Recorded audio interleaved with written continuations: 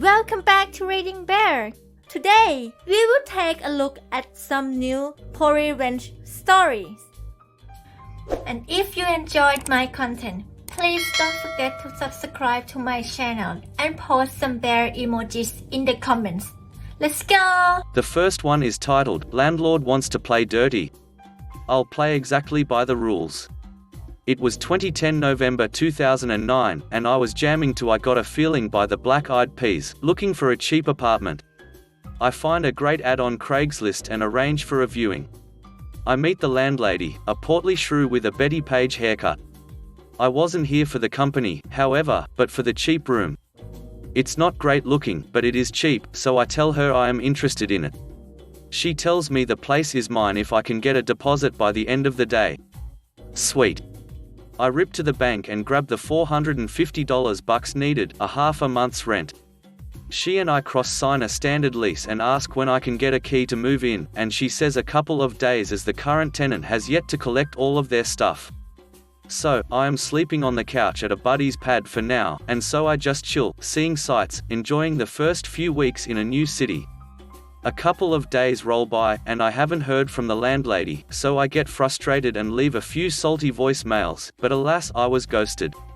Finally, she leaves me a voicemail and says she's sorry, but she cannot rent the place to me.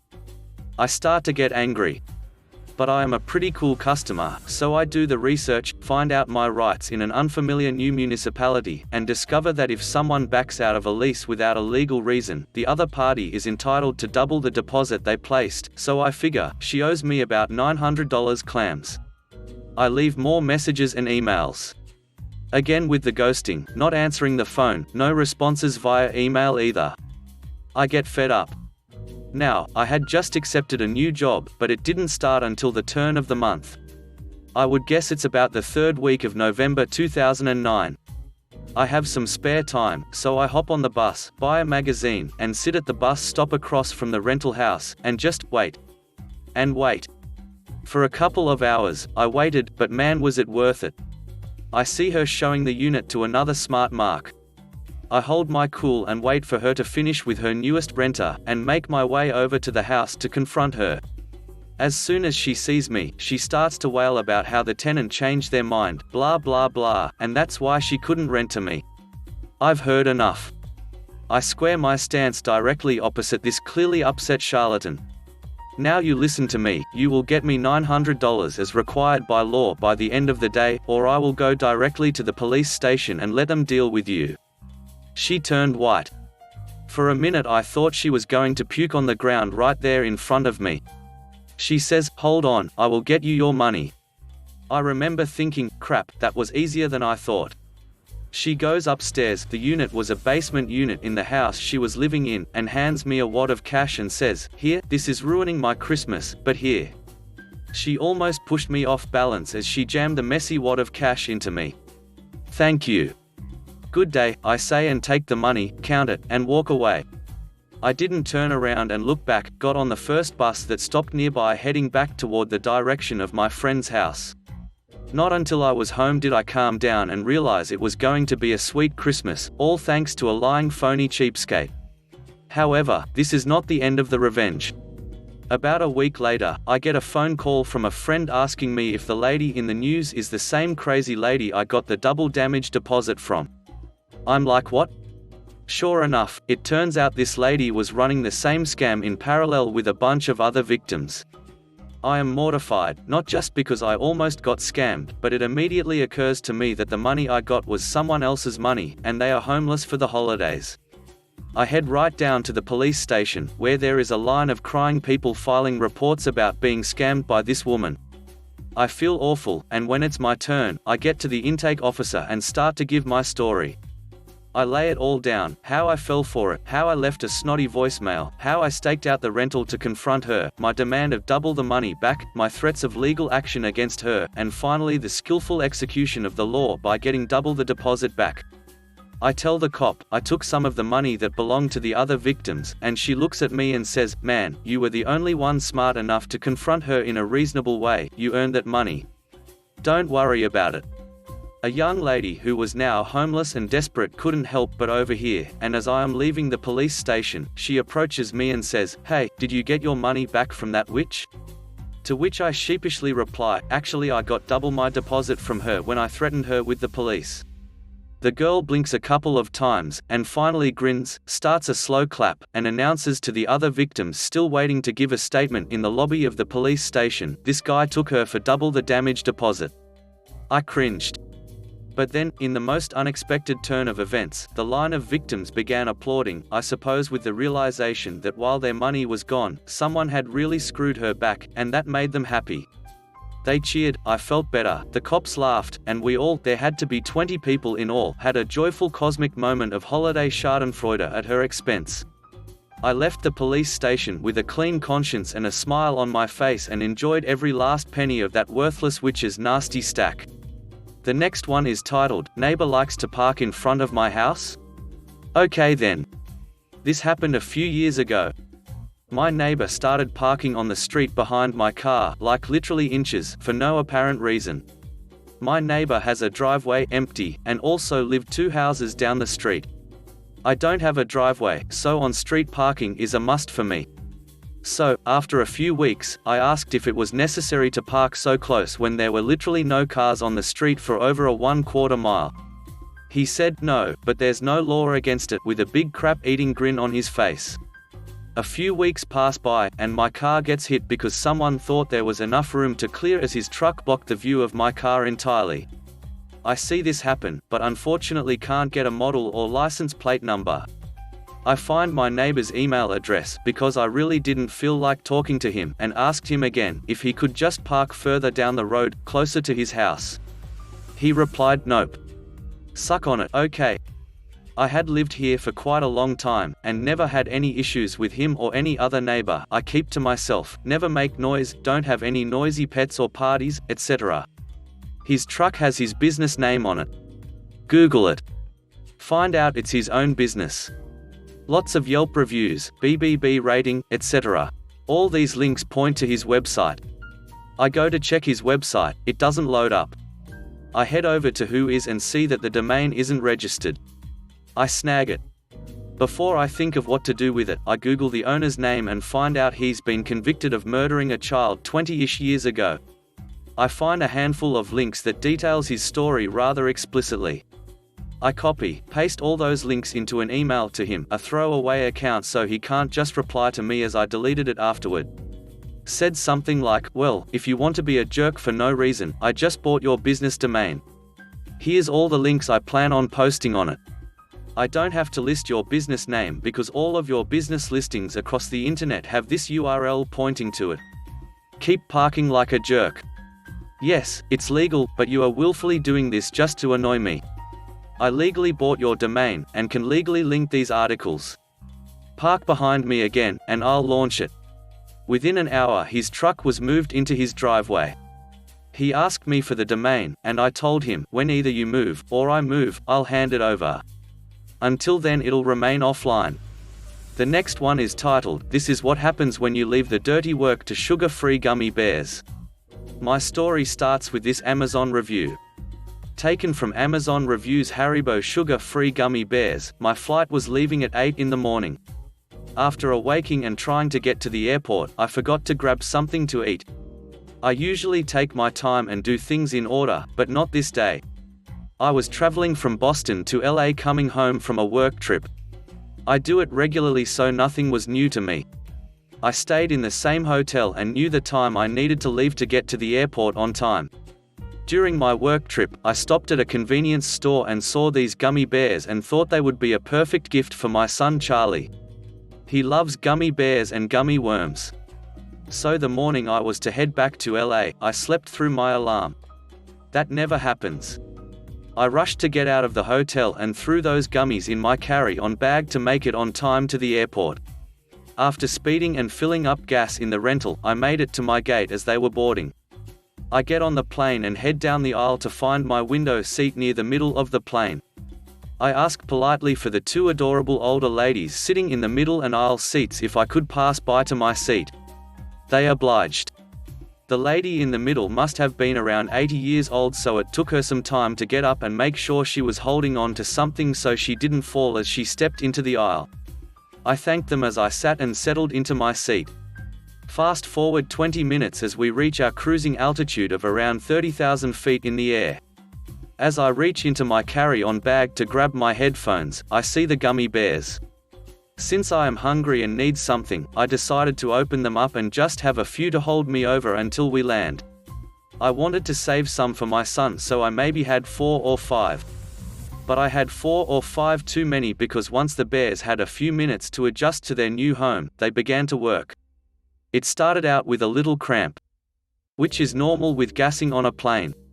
You do not want to fart on a plane, so you hold it in. It is airplane etiquette. It would come and go over a few minutes, so I thought nothing of it. Then it got worse. The cramps intensified, the sweating started, and I began to notice the older ladies looking over at me. About 30 minutes into eating these bears, my thinking went from, oh, these are just farts, I can hold them, to, oh dear God, not here. I have been a Christian my whole life, and this is the test. If there is a God, please help me leave this plane with my dignity intact. After waiting for the intense cramp wave to pass, I stood up and jumped over those 2 women. I could not wait for them to stand, so I stood up, my back facing them, and tried to shimmy past them. I think a toot came out cause I heard one say, "Oh Lord, was that you?" After reaching the aisle, I waddled to the back of the plane where the least amount of risk would be. To my dismay, it was in use. That left one bathroom left in the front. I looked down the aisle and saw my Mount Everest. I had to somehow keep my wet cheeks tighter than Fort Knox whilst waddling forward, whilst praying no one gets out of their seats. After 5 minutes of stop and go, I made it to the bathroom and was pulling my pants down as I entered the bathroom. The door was still unlocked as the sweet release was underway. I thought I died. I thought this was it. Even though I was on the throne confessing my sins, I thought my time was called.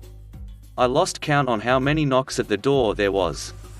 I must have been in there for 45 minutes, but I made it. I washed my hands and threw water in my face to calm me down. Opening the door, I saw the faces looking back at me. Apparently the seal to the bathroom was not airtight, letting just the slightest airflow from that bathroom to the main cabin possible. These were daughters, mothers, and children looking at me. I could feel their questions and comments. What have you done? We still have 2 hours left. Please divert this plane. As I began walking down, the man in the first row of first class grabbed my arm. He said, "Hey man, where is your seat?" Confused, I told him, and he said, "Go get your stuff and come back and sit here, you need this more than me." I was embarrassed and ashamed. I had a family at home waiting for me. I recommend these bears to anyone. But please eat them responsibly. The last one is titled, "Let's just say that my devil neighbor had 8 demon kids." Back when I was living with my ex-husband like 5 years ago, our area had a decent cost of living and I was making good money, so we were in this super nice apartment complex. It was all recently remodeled, in a really convenient part of town, lots of amenities, huge pool, fitness center, free on-site laundry, private dog park, all kinds of stuff. It was great, and super quiet, all around great to live in. We lived in the middle unit on our floor, so we had one unit to our left and one to our right. One day I noticed we're getting new neighbors on our left. Being the friendly person I am, I whipped up some cookies. One batch of normal chocolate chunk with salted caramel and one batch of gluten-free, dairy-free chocolate chip, just in case they have dietary restrictions. I bring them over in nice little boxes wrapped in ribbon, along with a card saying, "Welcome to the community, if you ever need anything reach out," etc. etc. So, I go over and knock, and when the door opens I see this lady with, I'm not joking, like 8 ducking kids. My stomach drops. I know this is gonna suck, but I'm hoping maybe they aren't all hers, she's babysitting or they're having a play date or something. I introduce myself anyway, welcome her, all that, and ask, "So are all the little ones yours?" She gives me an enthusiastic yes, and starts running me through all their names and ages. I zone out because I couldn't care less, and then she asks how many I have. I tell her none, I'm child-free, and my husband and I love our pup enough to be satisfied with him. Her entire demeanor changes, she looks at me like I just ran over her mum, and she goes, "Well, that's disappointing. Haven't you considered how selfish you're being? Everyone needs a little baby. Who's going to take care of you when you're older? What are you even going to do with your life?"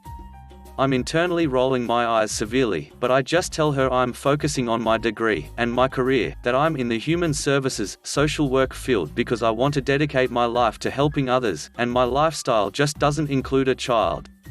She responds with more bullshit about how the best way to help the world is to bring more babies into it, blah blah blah. I zone out harder. At this point, I'm trying to get out of there, and so I change the subject and give her the cookies.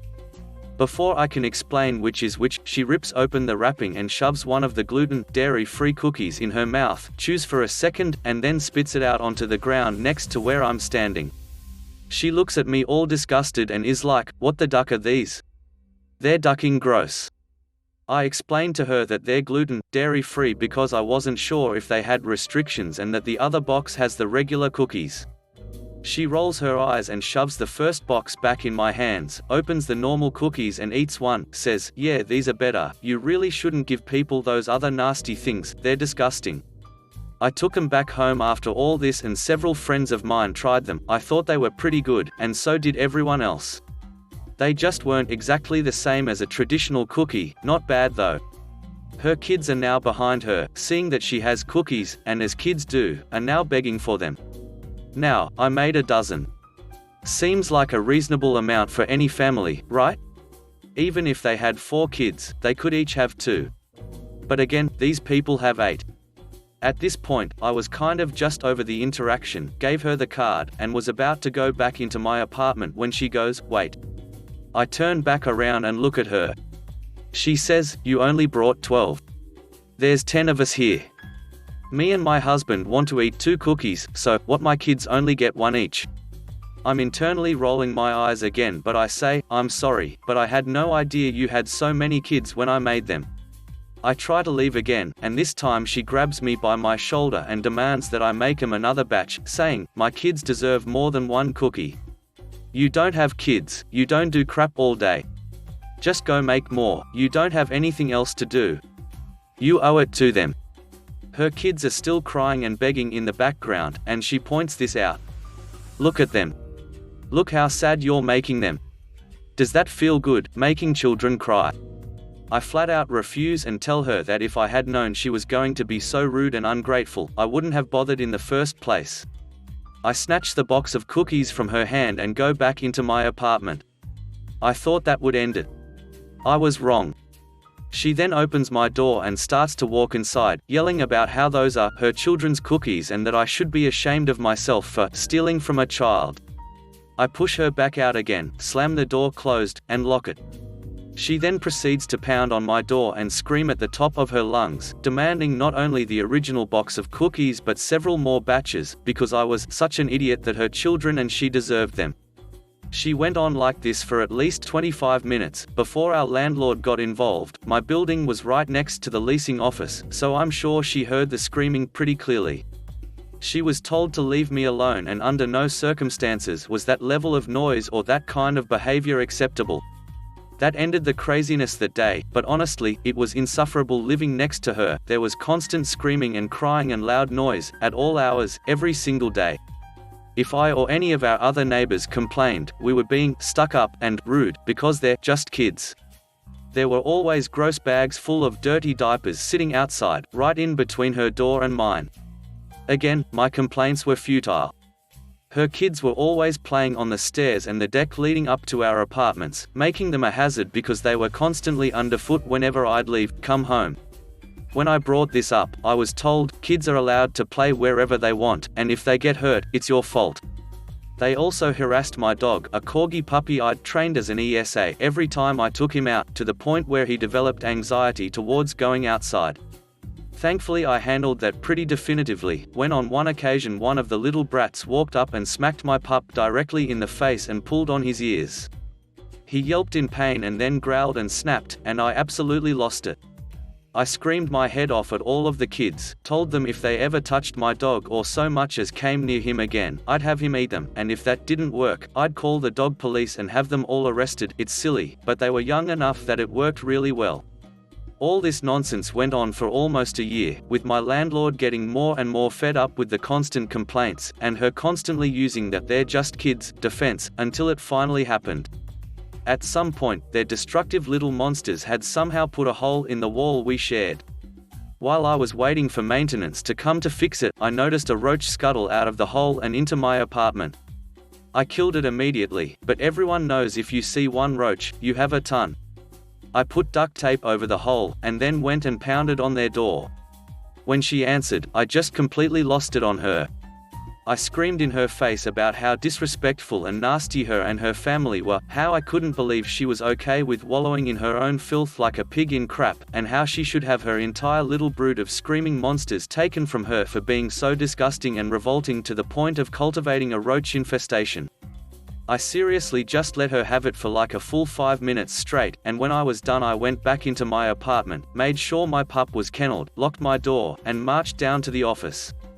I guess in the time it took for me to kennel the pup and everything, she had called down and reported me for harassing her, because my landlord asked what had happened. I filled her in on the situation, explaining about the roaches and their disgusting living conditions. She was furious. She inspected both of our apartments and pointed out that our lease includes a clause about maintaining sanitary conditions and avoiding infestations.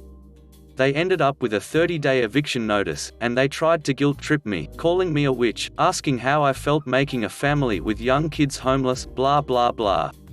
I didn't care at all.